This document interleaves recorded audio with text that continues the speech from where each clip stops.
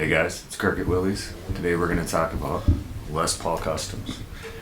The flagship of Gibson's solid body line came out in the mid 50s, around 53, and they were discontinued in 61 due to some issues with Les Paul's licensing agreement.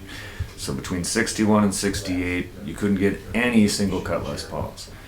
The thing that sets the Custom apart from your standard and your various other deluxe models and such, you're going to have 9-ply binding on the body. These always are going to have the ebony fretboard, mother of pearl inlays, gold hardware, the waffle back tuners, everything top of the line on these. The early ones were often available with a Bigsby, and a lot of them had 3 pickups. But today we're going to talk about the 2 pickup versions. This guitar right here is a 2023 57 Historic. This is a 1982 Custom, and this is an actual 1969 Custom. One of the great things as these guitars age, the nice yellowing of the binding that you see on the 69, this one's almost there on its own naturally, but this Custom Shop guitar, they've kind of pre-aged it, so it really, they did a great job on this guitar just making it look so close to the original. One big difference in a modern Les Paul Custom versus the vintage ones, up until about 74 they had really small frets, so these modern reissues, a lot of them don't. They have a full-size modern fret just like this guitar here. One of the great things about Les Pauls, the varying tones you get between the neck and the bridge pickup, and then the combination there between.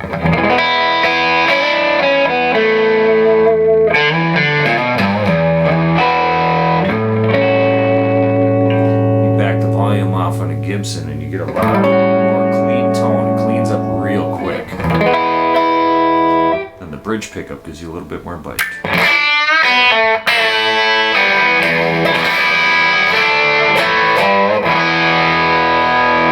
these pickups aren't super high output. None of the vintage guitars were. That came later with like DiMarzio's super distortion pickups, and then when you got into more of the metal era, guys demanded higher and higher output. There's something that you get with a lower output pickup harmonically that's a lot more complex. So we're going to try the 1982 now. Now this guitar's also got the Nashville Tune-o-matic, which is different from the ABR1 that you find on the more vintage pieces. This bridge allows for a little bit more intonation motion. Not a big difference, a little bit more mass to it. And this guitar has no volute, so the Norlin era, for those of you aware of those, had that volute kind of carved into them. That faded away sometime in 70s, late 70s, 1980. 80, 81. Yeah, Norlin was out of it by, what, 86, 85, but they had already started making changes that they kept on with the Henry Jeskowitz era.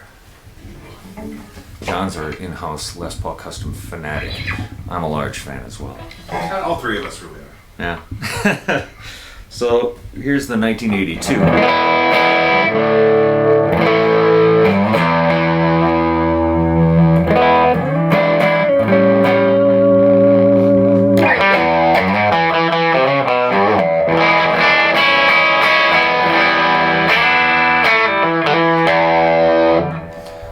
Different tone out of those pickups. And there's also a big price point difference. When you look at the 2023 reissue here, you're about at $5,000. This vintage 1982, $6,500. And we have to finish the video on the 69. So 68 was the first year they brought the Les Paul back. A lot of collectors, when they're looking at vintage Les Pauls, they want to see which frets are in there. These are original. They're the super short frets that Gibson used from the early days. It makes it feel like faster action.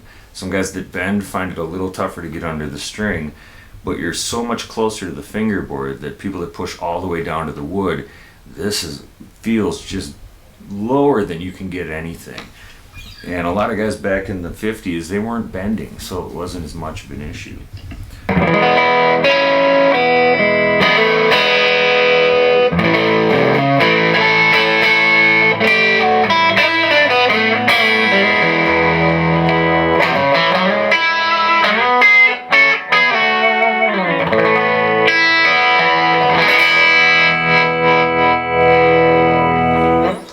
this is a fantastic guitar, but this one comes in at $20,000.